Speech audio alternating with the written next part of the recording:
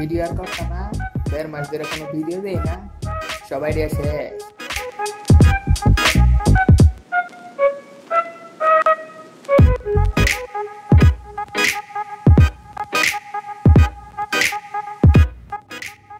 তুই এসেছিস কে?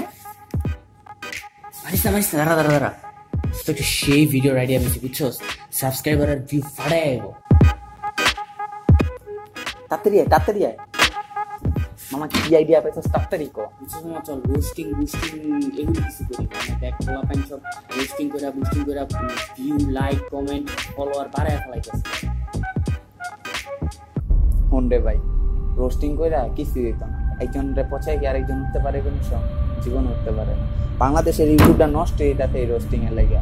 পোলাপাইনটা কি শিখাই দিতে রোস্টিং, হেরে গাইলে গালাগালি করলে কোন সংখ্যা আর ভালো হইছে তুই বুঝ।